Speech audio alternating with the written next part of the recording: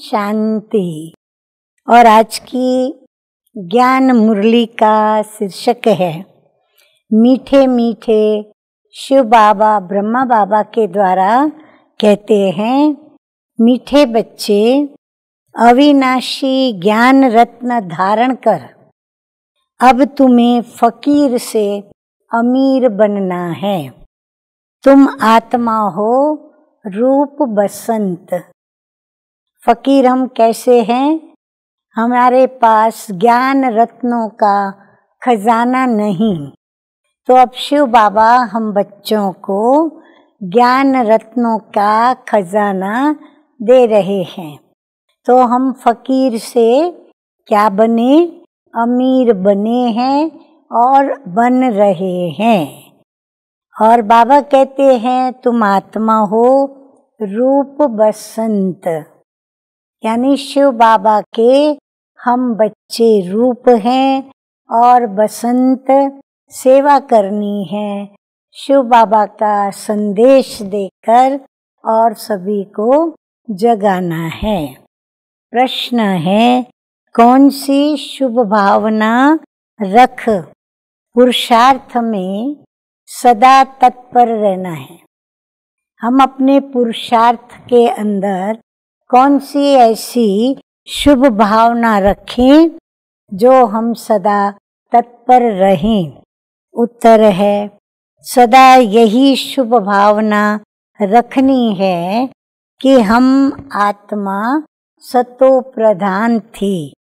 हमने ही बाप से शक्ति का वर्षा लिया था, अब हम फिर से ले रहे हैं।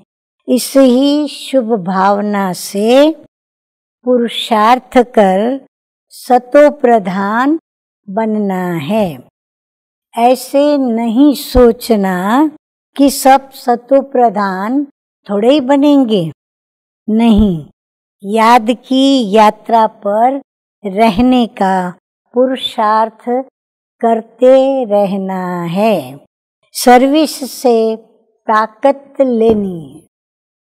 टोटल बाबा का कहने का भाव ये है कि हमें पॉजिटिव सोचना है। हमें ये नेगेटिव नहीं सोचना कि सब सतो प्रधान थोड़े ही बनेंगे। अगर ऐसा सोचेंगे तो हम पुरुषार्थ नहीं कर पाएंगे। गीत बजा है, इस पाप की दुनिया से अब और कहीं ले चल तू वहाँ ले चल, चित्त चैन जहाँ पाए। स्वाभाविक है, पाप की दुनिया में चित्त को चैन तो आएगा ही नहीं, तो चित्त को चैन कहाँ आएगा? निर्विकारी दुनिया जहाँ पाप नहीं होते। धारणा के लिए मुख्य सार के 2 धारणा बिंदु।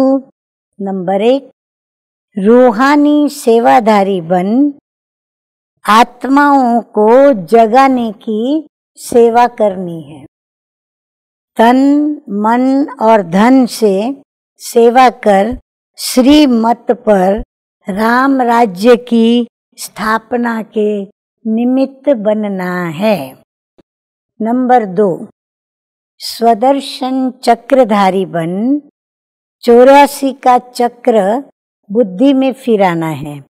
एक बाप को ही याद करना है, दूसरा कोई भी याद न रहे।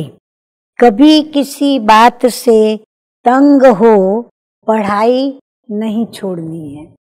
पुरुषार्थ में अनेक बातें धारण करनी पड़ती हैं। यदि उसमें से कोई बात बार बार धारण करने के बाद भी फिर से अगर वो धारणा टूटती है तो कई तंग होकर के पढ़ाई को छोड़ देते हैं। तो बाबा कहते हैं कि ऐसे तंग होकर किसी भी अवगुण से या कमजोरी से तंग होकर पढ़ाई को छोड़ना नहीं है। वरदान सतगुरु शिव बाबा का बाप और प्राप्ति की स्मृति से सदा हिम्मत और उल्लास में रहने वाले एक रस अचल भव। मीठे मीठे शिव बाबा और ब्रह्मा बाबा, तो बाप दादा कहते हैं कि बाप द्वारा जन्म से ही जो प्राप्तियां हुई हैं उनकी लिस्ट सदा सामने रखो। अभी लिस्ट सामने कब आएगी? जब स्मृति में लाएंगे। स्मृति में यदि याद नहीं रहता तो क्या करना पड़े? लिख के रखना पड़े।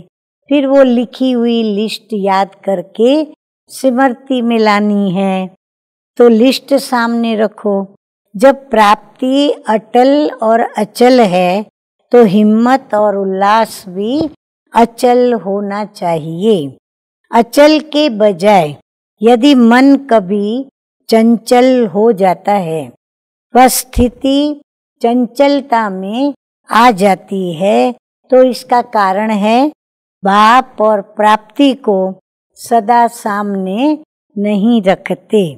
सर्व प्राप्तियों का अनुभव सदा सामने व स्मृति में रहे तो सब विघ्न खत्म हो जाएंगे। सदा नया उमंग, नया उल्लास रहेगा और स्थिति एक रस और अचल रहेगी। स्लोगन है, किसी भी प्रकार की सेवा में, किसी भी प्रकार की बाबा क्यों कहते हैं?